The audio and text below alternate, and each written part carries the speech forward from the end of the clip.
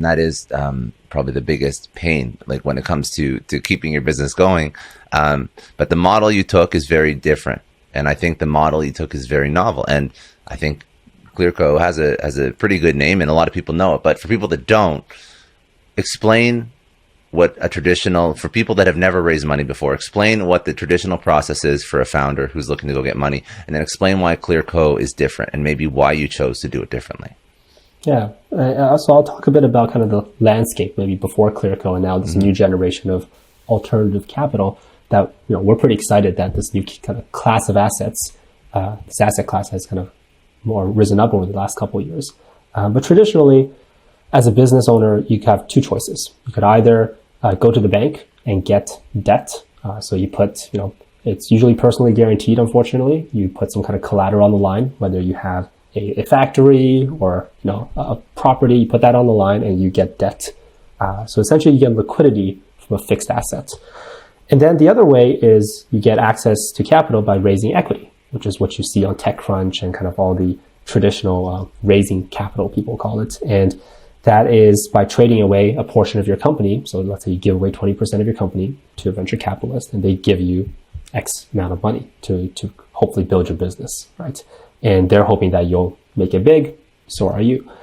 One thing we realize is that two interesting factors. One is for a lot of the new generation of businesses, these kind of online digital businesses, they are almost by definition asset light, right? Like an e-commerce store, they don't have a factory. They don't have these physical assets or an oven or something you can kind of collateralize against. So going to the bank is oftentimes not an option. Or kind of what we see as kind of an advantage being asset light is actually seen as a disadvantage in the face of kind of getting money from the bank. And for a lot of these businesses that are e-commerce, for example, or these digital businesses, they are already generating revenue. These are businesses we're talking about that are not, so a lot of the businesses that we're funding are these revenue generating online businesses. They already kind of done the R&D, where they already have the product there. And they kind of know that for every dollar they put into Facebook or every dollar they put into marketing, advertising, they get $2 out on the other side, right? So then to give away equity every time you're running a Facebook ad is not the best trade. So that's kind of what we started to figure out, like, is there a different way to fund these businesses that's been more efficient? And I think our belief is always around the idea of what is the most efficient way to capitalize or fund your business. So if you are an R&D heavy business, you're doing AI, a new technology, pharma, you probably should raise equity. We partner up with a lot of VCs and we think equity is great. It's truly risk capital. It's for things that are in that 0 to 1 phase. But once you're kind of going from that 1 to 10 year scaling phase, sometimes that doesn't make as much sense anymore. And that's why we built Clearco.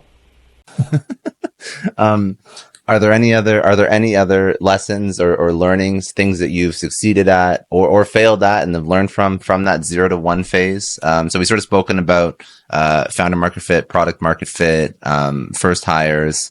What about scaling from 0 to 1? What does that process look like? What's the testing process, the experimenting process, channels that you should try, when you should give up on channels, if you should at all? Like, what's that whole mindset of scaling? Because that's tough too. Yeah. I'll first talk about, I'll talk a little bit about experimentation because I think I spent a lot of time doing that.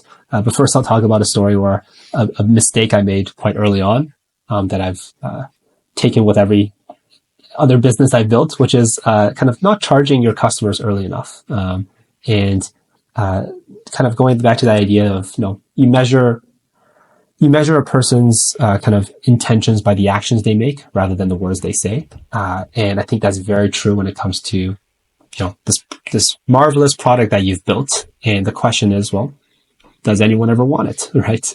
And I think for my first company, first product, I remember kind of doing a lot of customer development interviews. I talked to 100 people. I got a lot of people on wait lists. I got a lot of people who said, I like that. I think what you're building is great.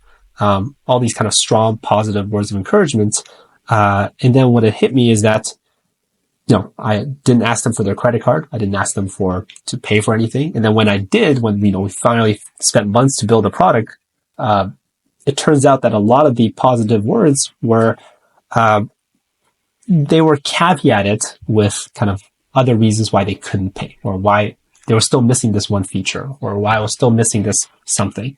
And kind of made me realize that in the early days, what you really care about is learnings. You're trying to maximize the quality of learnings and kind of the quality of learnings, quality of the feedback. And charging, because, when I was kind of starting my first company, I always thought that,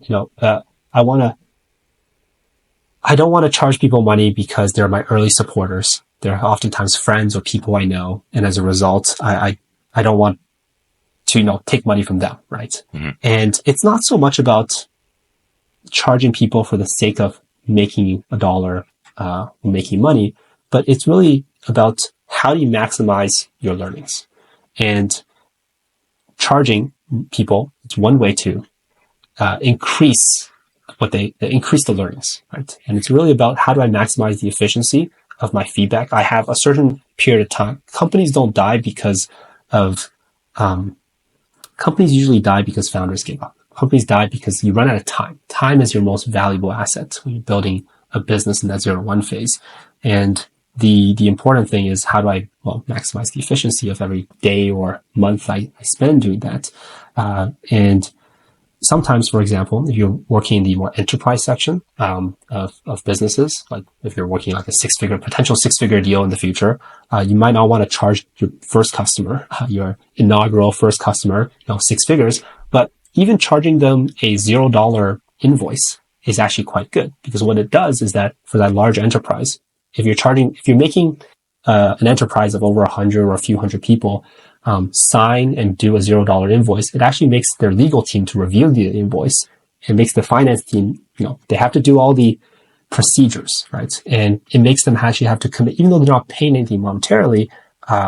It's a much higher commitment than just kind of a pilot with literally no strings attached. And I think what you're trying to do is, again, maximize your learning. So this could be done via charging people, asking them for the credit card, and you'll see, people's real reasons and excuses come out.